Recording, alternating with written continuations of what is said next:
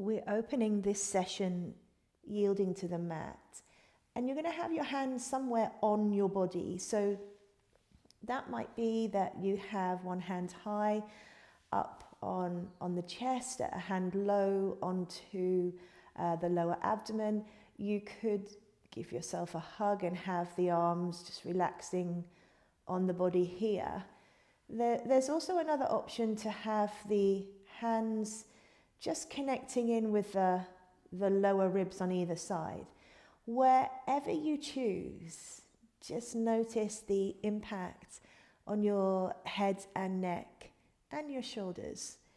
So just finding a place where you can settle and feel comfortable and relaxed, and then simply start to take a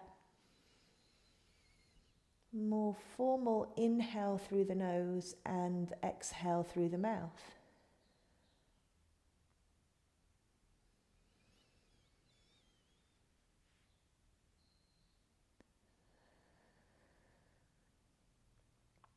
Notice the expansion via the torso and hand connection. Notice the deflation.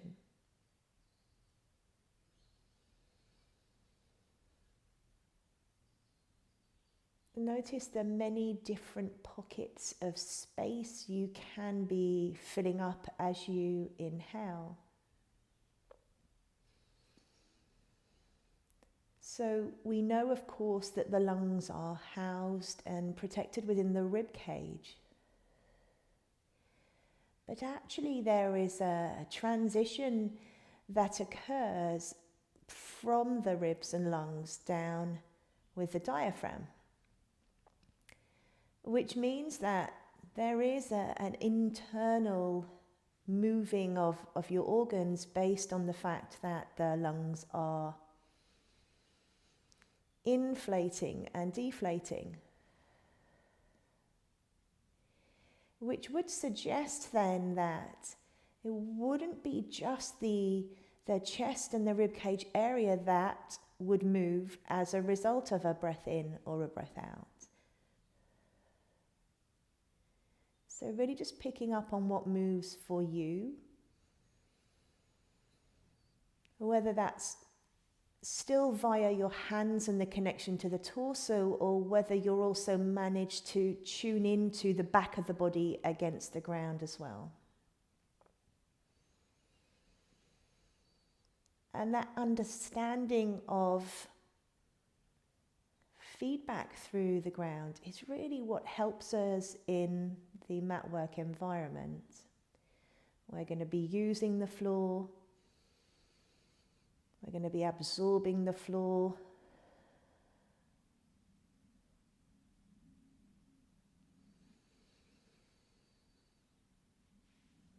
Bring your arms down beside you. Notice your state. And then zoom into the pelvis, the sacrum particularly. Arms will be relaxed. They're not giving you feedback here now in this initial movement, but you're going to just start to gently rock the pelvis towards and away from the ribs. So in that description of gently, you might look to begin the movement and it be quite small. We're noticing patterns of movement. So how is the body responding? How is this feeling as an action? And also picking up in motion as to whether there's any bias. So as the pelvis is moving towards and away from the ribs, do you have a favorite side of the sacrum? Is there a leaning towards one side or the other? Now, whilst you're moving, would be a perfect time to consider sort of streamlining the action and thinking about the center of the sacrum and the very top of the tailbone rocking between that center high point and that center low point. And in doing that, you may begin to start to alter a pattern, which is of course going to be involving the lower back. You may very well notice that the ribs are connecting down into the floor at one point of your tilt and then leaving the floor at another point of your tilt.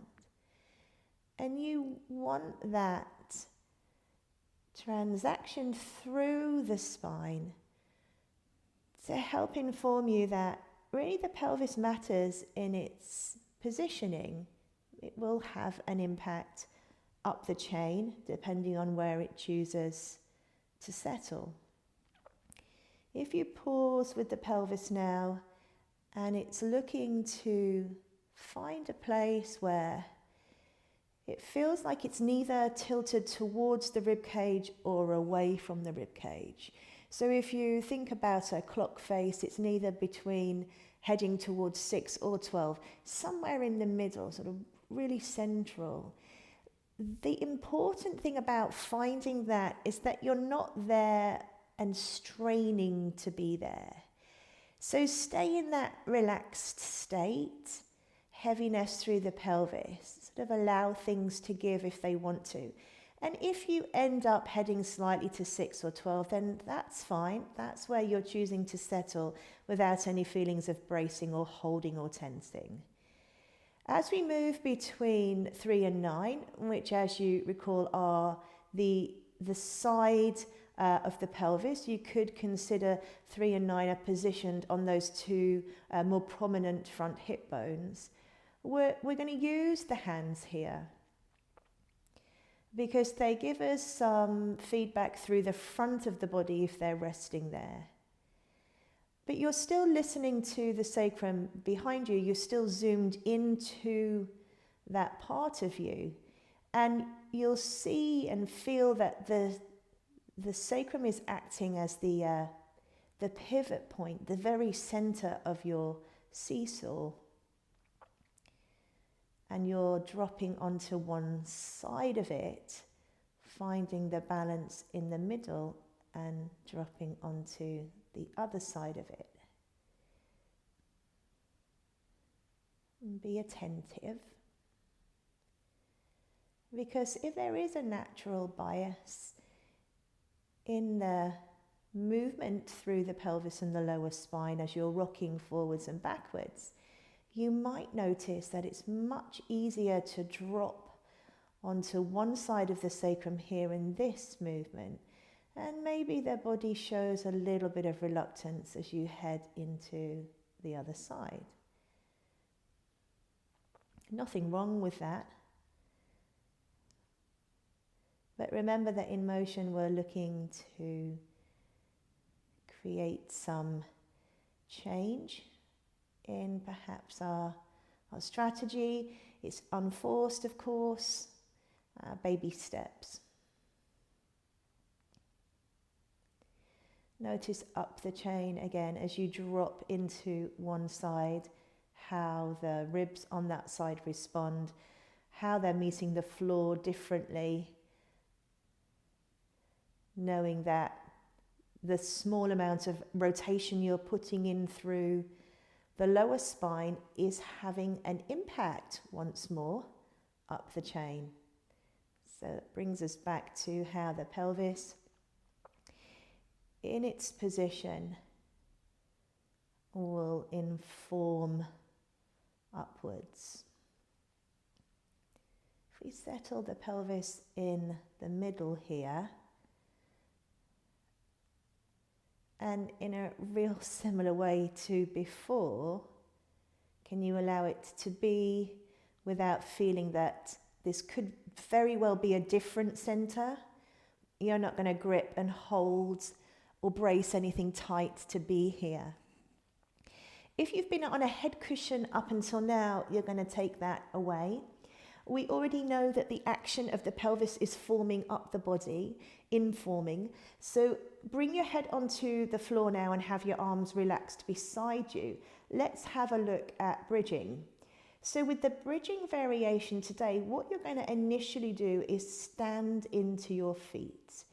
Your pelvis will hover from the mat where it started, and then you're going to begin to tip the contents of the pelvis back towards the rib cage, whereby you're hoping to find that central hugged midline root that you mapped out with the pelvis down on the floor. You're looking for an exhale to initiate your return back downwards. The deflation of the lungs and the ribs, the softening through the upper chest, which you may have felt if you had your hands there at the beginning of the session, are all going to naturally bring you back down again. So you're standing into the feet each time and you're hovering the pelvis. And you might find that the very top of the sacrum skims the floor as it begins to wind itself backwards as your hips are lifting. And then if we're looking to take a breath out for a softened return, then at some point when the hips are high, we're going to be taking a breath in. And as you breathe out through the mouth, the front of your body is falling into the back of your body. You're sighing. You're spreading the back of the body down towards the floor. There is an unraveling down at the bottom of the spine, but we're not going to overuse this movement of the pelvic tilt, particularly as we've already looked at opening through the lower back. And the more we work hard down in the lower part of the spine with the bridging, the less we get in the area we really want to create change in it. And that's the rib cage, your middle spine. So you can take a breath in whilst you're up high each time, and as you breathe out through the mouth, you're sighing. Just notice, particularly if you begin to feel heat through the back of you, spreading ribs. Again, I'm not going to overdo this curve through the lower spine as we land. We're going to allow the sit bones to widen and drop the pelvis. Let's take one more of these. Use your breath out on the way up as well. So standing down firmly into the feet. Keep checking in with the feet as you're moving, if it's not too much to consider. And then exhaling to return all the way back down to your starting position. From here, we're going to come to lay on our side and we're going to head into book openings. So grab your cushions. Probably want something sort of thick in terms of depth there as you're coming to lay down. Your arms are out in front of you and your soles of the feet are moving towards. You're using the cushion to bring the head into line with the spine. So notice how that setup is. Arms are out in front of you. And you have the top half of your body stacked directly above the bottom half of your body. So from here, we're going to begin to roll the head on the cushion as we open the top arm to the ceiling. There's a sense of leaving the legs behind. Take a breath in when you're open. And as you breathe out, bring yourself back to your starting position. So if we're looking to stick with our theme of creating more movement through the middle spine, by leaving the legs behind here initially, we really get to gauge as to how is the middle spine moving today. Collarbone is wide there as the ribs are spiraling round. And bring the arm back to its starting position. Then what you can begin to add is rolling head, easy through the jaw. Understand that you get to where you get to based on your choice to keep the lower spine out of the movement. How about then you allow the waist and the lower spine to be involved and see where it takes you around the corner. If it's the last thing to move, as you breathe out, it's the first thing to bring you back. So notice in your own body what was the last thing to go there in that movement. Could it be the first to return? So it's the catalyst of the returning from bottom upwards. That can be quite hard to do because it's so slight in its delay of you moving the arm. So here we're sticking with the initial variation. Upper body leaving legs behind. And then let's begin to let other things get involved, which means that the top leg might feel like it's sliding up the bottom leg to bring you round there. So you could use your knee, in fact, as you breathe out to send it forwards and then quite quickly up the chain. There's a reaction before you end up back where you started. Opening to the ceiling, heavy head. Be aware of the head. Legs are going to stay behind. And you can certainly blend the change in. Doesn't have to feel like you stop there. Knee or pelvis. Front pocket of the pelvis is often a helpful notion to get you back to your starting position. And then you're going to bring yourself round onto the other side. Setup is really important, as you know. So let's have a look at taking some time just to find the front of the cushion and the body well organized. If you feel like you're ready to go, remembering that our first variation is really promoting as much movement through the ribs and the middle spine. Breathing in when you're open. Heavy legs for this moment. And breathing out to bring you back.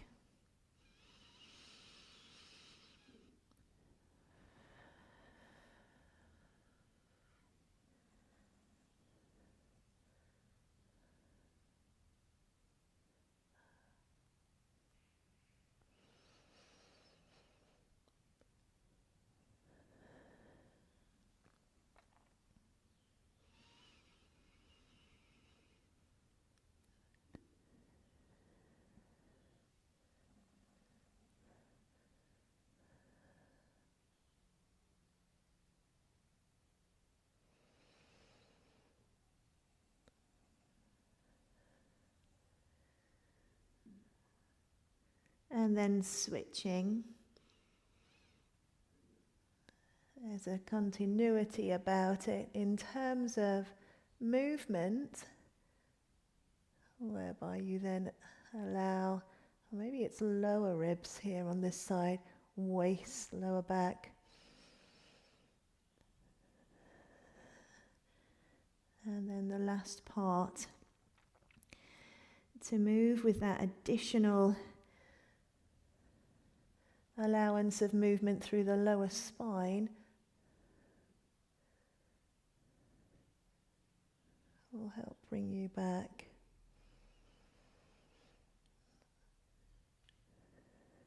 Questioning the position of your head cushions, sometimes it can feel a little bit precarious to come that bit further round. More often than not, the reason for that is because you don't have enough cushion behind your head. So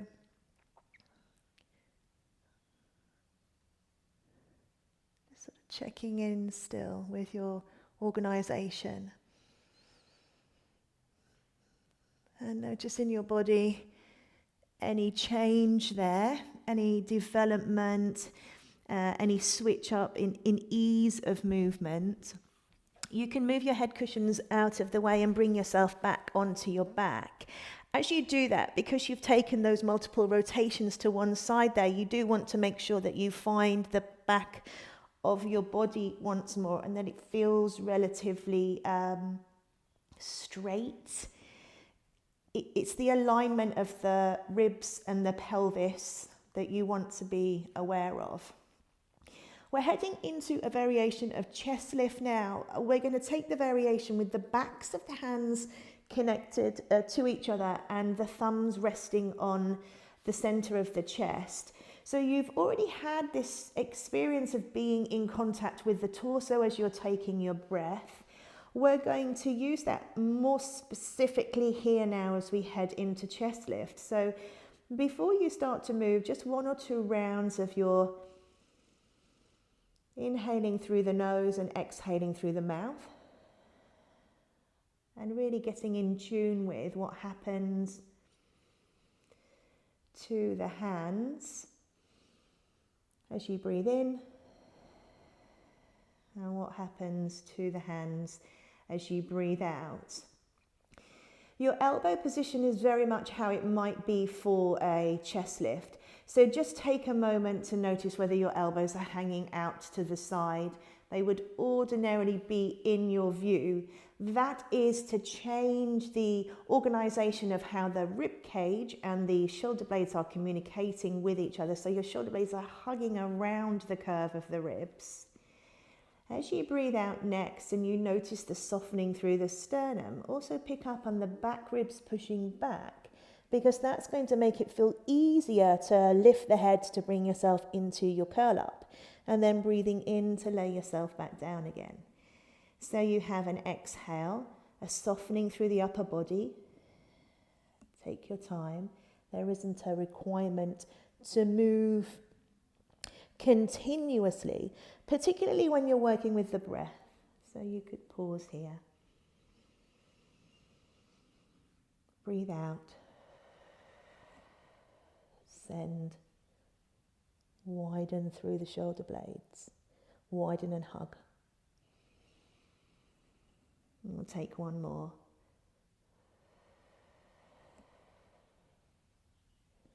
Once more, just notice the chain reaction and bringing yourself back onto your back. I'm going to bring myself a little head cushion in because we're heading into arm arcs now. So just in order to create a little bit better connection through the front ribs, that would be my choice. Feel free to stay as you are. Arms are arcing upwards and backwards. Shoulder mobility. Notice, again, your points of contact with the ground as you start to move the arms, being aware of the sacrum particularly, but also we have done a few movements already with the middle spine, so how are the ribs doing? And then just really picking up on the ribs specifically. As the arms arc back, just notice where your ribs head. Notice whether there is an increase in your lower back curve away from the mat. And maybe the arms don't travel so far. Maybe you add in a different breath pattern. So it could be that you're taking a breath out as you arc your arms back as opposed to a breath in. Feel free to play around with that, really based on what you discover as you're moving. Elbows are lengthened. It's much more about movement of the shoulder blades and a reaching of the fingers backwards. So if you have your t-shirt tucked in, especially through the back, as you lift the arms, could you think about lifting the t-shirt out of the waistband? It really gives you that notion that the arms are really connected in from the torso. They're not separate, chopping off at the joints here it's themselves. They're coming from the lower back upwards on the diagonal to the back of the shoulders, and then of course out to the little finger side of the hand. If you pause when your arms are next up towards the ceiling, we're going to head into open and close. We've done this previously on the foam roller. Let's see whether we can look at that sort of contrast in how we are opening and closing. So as the arms move outwards, really sense the heaviness of the upper arms. And then perhaps a little bit more feeling of activity through the inside of the arms and the chest in order to bring the arms back to their closed position. So falling could be with gravity, perhaps passive, a little bit more activity as you're working through the denseness of the air around you to bring the hands back to the ceiling. Again, you can add your breath pattern. Could be expansion and an inhale. It really could be whatever you felt worked for you here. We're heading into shoulder drops, which is really a prep 400. Turn your palms to face your legs. And here we are going to take the shoulder blades off the floor and then bring them back down onto the mat. So as the blades are coming away from the floor, you'll notice that there's a tipping and you'll feel the inside borders of the blades eventually, and the outside borders are the ones that have left. Pay attention to the length through the elbows still, just so that you can't mistaken the elbow bend for a shoulder movement. And then, probably most importantly, get a sense that when the blades come off, the lower ribs push down and back. That is your spine starting to flex. Perfect.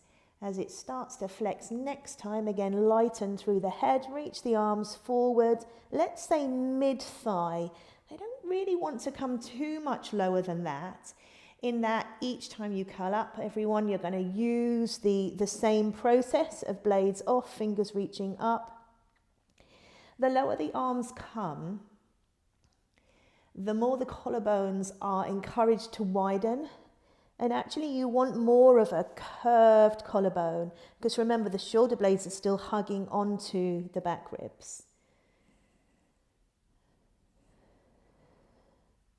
We are heading into 100 from here.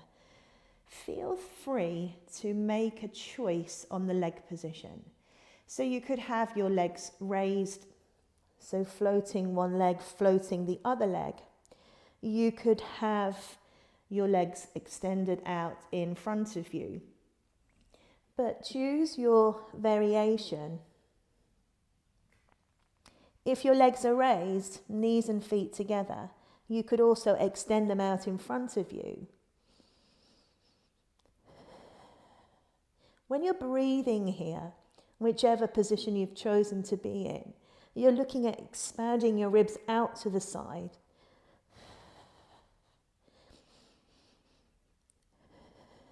And there's a deflation through the front of the body as you breathe out.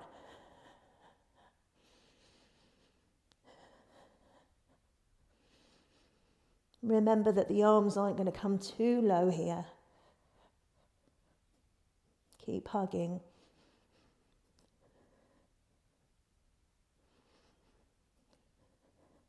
Feel free to rest.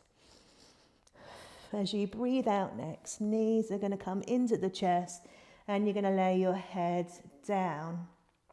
We're heading into a rolling up and a rolling down sequence, so you could keep your legs up. Slide the hands up the back of the legs and open the knees. And then send the legs forward into the hands, roll the pelvis out, feet are dropping down, and that's you up into your seated position.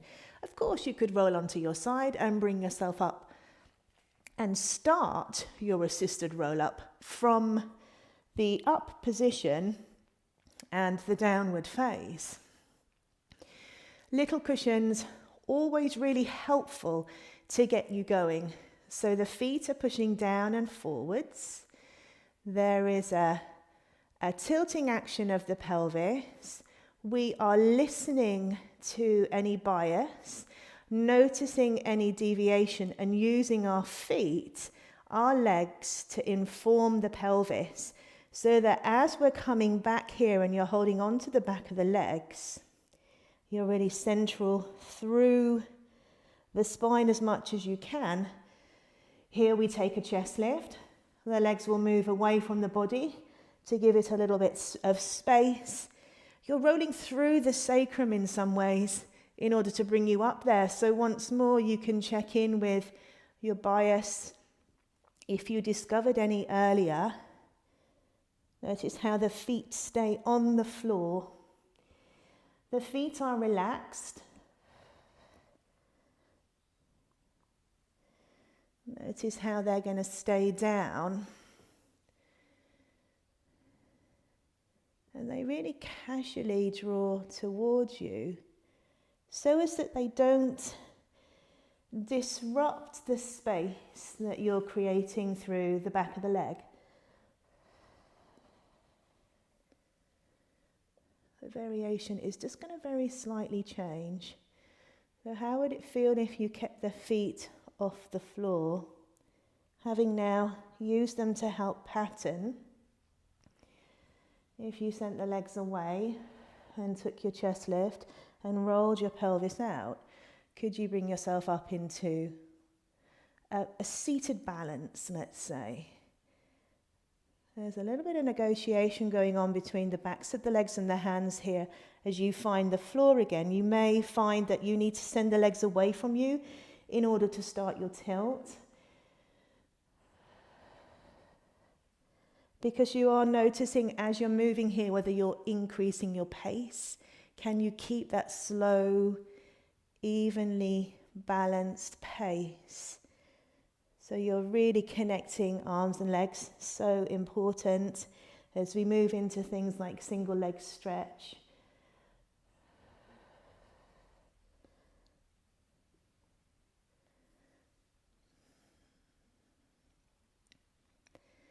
And I've taken cushions away now because we're going to head into a rolling back movement, or it could be a rolling like a ball, which might take some of us into a roll over.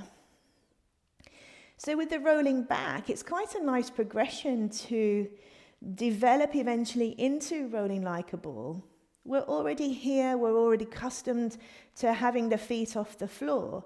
So how about we play at speeding up the movement a little? We've done plenty of noticing through the spine, plenty of where are my shoulder blades, what are they doing, how are they moving for me? If you take your inhale, as you really ever so slightly start to lighten the tail, then the movement is still happening from a low place. You could tighten your position, a little bit more rolling like a ball, like hands on the shins. But what we're going to do here, from the hands being behind the legs, is move into a roll over. So could you roll back and catch yourself, bend your knees, catch your hands and roll yourself back up again? So rolling, push the floor away, extend the legs, bend the knees, roll back, catch yourself. Rolling, push the floor away, bend your knees, roll, catch yourself. If rollover doesn't really float your boat, remember we can head into bent knee opening here at this moment. Last one.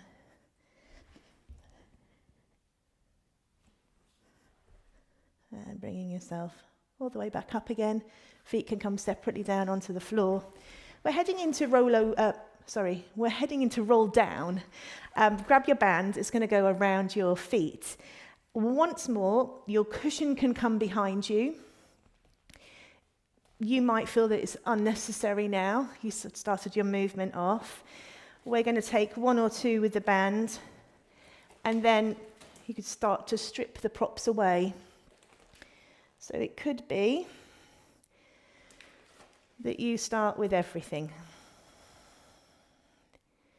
Things that help you feel. So there's some resistance in the band here. It's connecting your arms and legs in a real similar way to where we just came from. Little cushion, giving you some information as to where your lower back is. And as you breathe out to come back up again, we know that the sternum will sigh. We know that the back ribs will push back. Could the lower spine just gently connect in with the cushion if you're using something? Or it could be a towel perhaps, and you bring yourself up to sit. If there's a struggle in the seated position, then remember you can soften your knees. So then your moment of tilting the pelvis might feel like you've got a little bit more give through the lower back then, as you're sending the feet away from you still. That's all back of leg length. Take a breath in when you're on your back, and as you breathe out, send the back ribs back. Allow the blades to wrap around the ribs and bring yourself all the way up. Cushion could come away, you could go again. Bands could come away, you could take the arms up and out in front of you, still softening through the knees. And notice the change it can give you from the sit bones. So here, without the band, the body is falling backwards. So it helps you then hug the rib cage with the shoulder blades. But it's due to the body falling back to create that, as opposed to the shoulders moving outwards on the back. We head into an arm arc. It would be the same as we've already discovered with length being our priority, lifting our t-shirt tops out of our waistband. Arms head to the ceiling. We've already been here. Shoulder blades moving away from the floor. Back ribs pushing back to help us with that upper body connection. And then here, it's very much like we just add in a spine stretch before we breathe out and go again.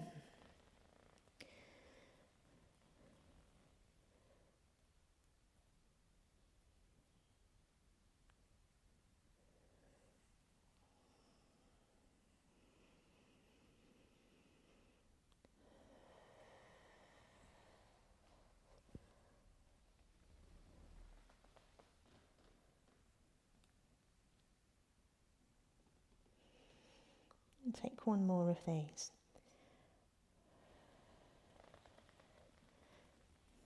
And feel free to pause at any time.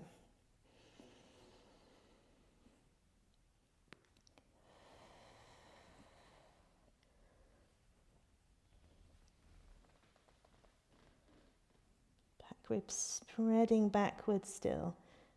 Fingers reaching forwards. And then you can unravel from there.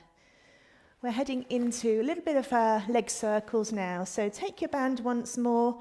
I am going to choose to rest my head on a little cushion once more. Doesn't matter which leg you start with. But remember in leg circles, and we're going to take mini circles here. So sort of small motion. But remember in leg circles how the leg is going to come across the midline first as it starts to move.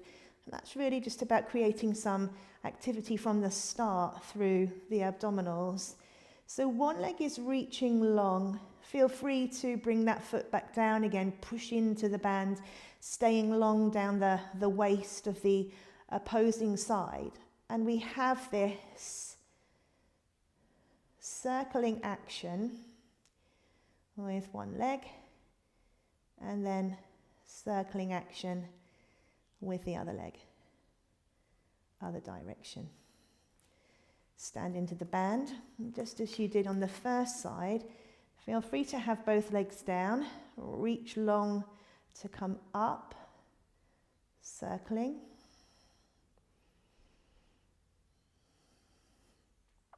And circling.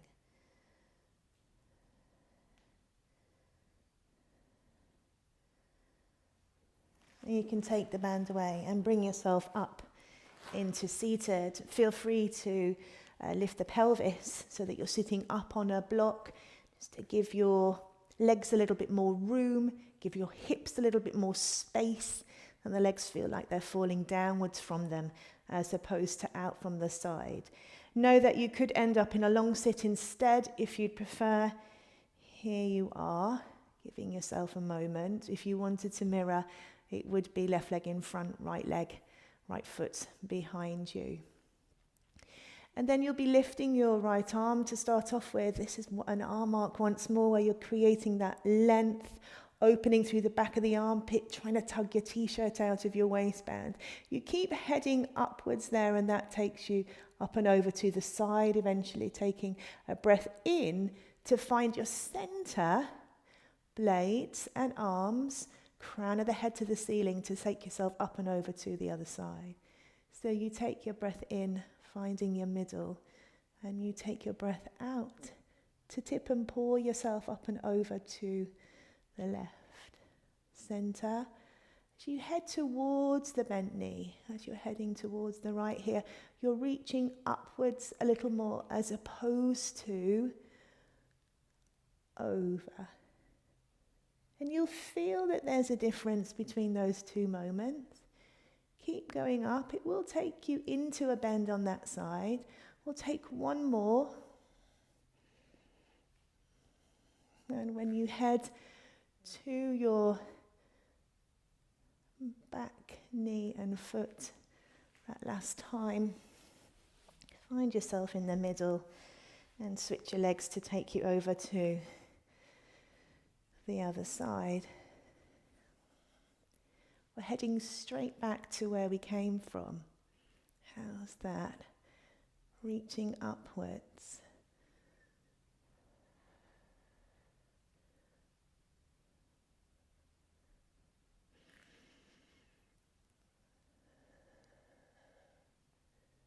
Breath is easy. Breathing out is going to facilitate that side bend, like it might facilitate a forward bend and a rotation pattern. So see if you can catch yourself there. Take your time if you need to. So perhaps it isn't quite as flowing because you want to ensure that you're going to pause here and then take your breath out. So however you feel you can manage that. We're going to take one more bend up and over to the left to finish. So we're heading towards our back foot just to finish off there. And then relaxing and taking a moment. We're coming down onto our front. So bring yourself down from there, and hands are heading into a swan position. Now for swan, the forehead will be at a hover. If that feels like it's a little challenging for you to keep the head up, then pile some cushions up there in front of you and rest the forehead down. But it's still, again, looking to bring it into line with the rest of your neck and upper spine, how you might use a cushion for book openings. So the hands are beside you. You can see that I'm fidgeting around here, and you want to be doing the same, because how you land initially might not be a position whereby you have much space through the front of the hips, so walking the legs away, rocking the pelvis, sort of doing what you feel like you need to do just to find the front of your body for the first time. And then from here, we're going to build this movement up by lengthening out of the crown of the head initially. Notice how the back of the head starts to lift. And then let's pinpoint the middle of the collarbones moving forwards. That's it. Bring yourself back to where you started. So you've just previously moved in that side bending way, knowing that a breath out helps you bend there. Here, what can be helpful is an inhale to move with length and lift the back of the head. And we already know that, particularly if you had your hand resting on your chest at the beginning of the class. The upper chest certainly inflates. Now keep sending the middle of the collarbones forward. I say middle of the collarbones, very close to that is the top of the sternum, and really that's what we're looking at. Breathing in, inflating, and then driving the middle of the collarbones forward.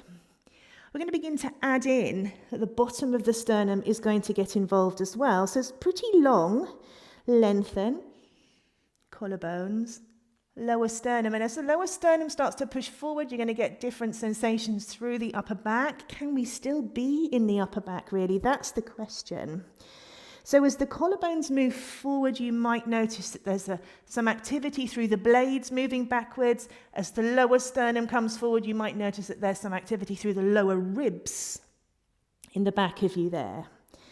And then really looking to hang on to that as we develop and add in a pushing away of the hands. So the arms are starting to straighten to take you away there. You have length out of the crown of the head, back of the head, collarbones, sternum, and then you're going to send the floor away with the hands. The arms don't need to be straight. They'll go as straight as you can manage the upper body and as straight as the hips will allow them to as you're moving into an extension pattern through the front of the hips. We're going to take one more of these. Breath in, reaching the crown of the head away, widening, upper, lower, and arms. When you're down from there, you're going to bring yourself into a child's pose. So looking to create a curve from the crown to the tail. Sometimes a child's pose isn't quite enough, but you can switch it up by sending the floor away, really looking at exploring this as opposed to finding an exact position. But if you send the floor away to come into that flexed spine, tail feeling like it's dropping under, it gives you more of a curve in the flex pattern. Could even head up into more of a cat sort of feeling. Again, exploring this, being aware of a desire to create space somewhere and how can you achieve that.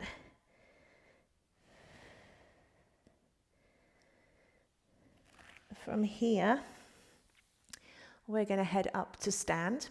You can take a step up, or you could curl your toes underneath you and take a reverse roll up. So whatever would feel sort of more safe or more appropriate for you to do now. Heading into a squat, deep crouch if you like, and then as the heels come down, the hips will go up and gaze will turn to be looking at my own body.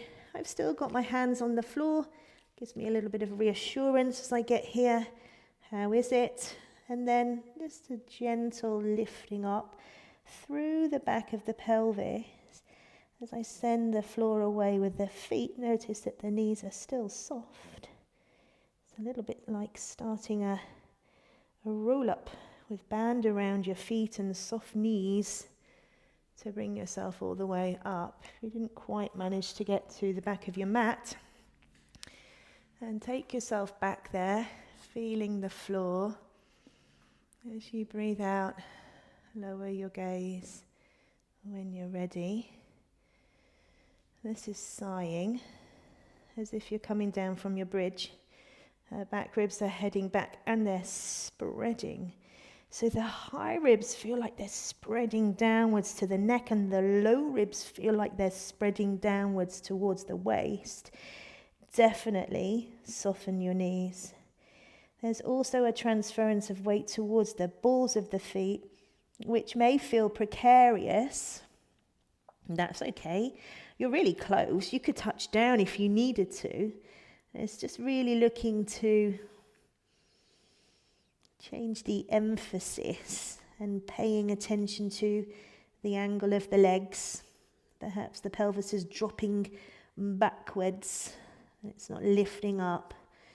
And then as you breathe out, the heels may need to reconnect. The knees will stay bent. There's a reluctance for your hands to move initially because your unraveling is here, starting here. And the arms will just hang loose, which means that a little bit like a plumb line, the hands will be below wherever the shoulders are as you start to unravel. We're going to walk out into a plank as an option for this one. Ribs turning in, diving up and over there, weight transference.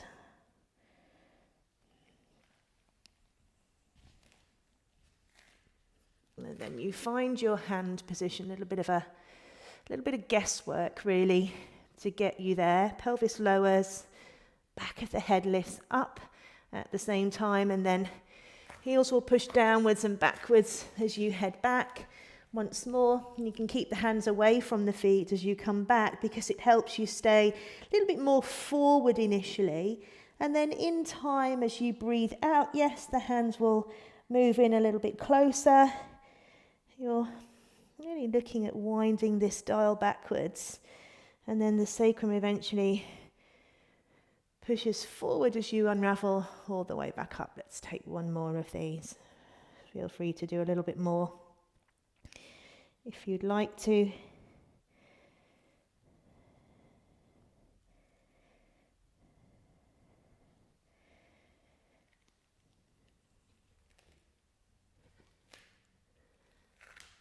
Here, pelvis goes down, head comes up.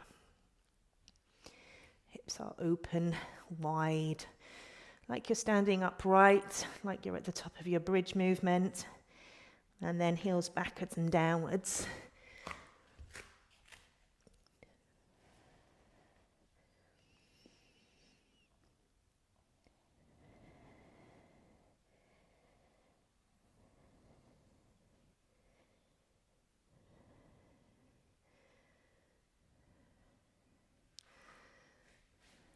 And then when you're up there, well done. Take care.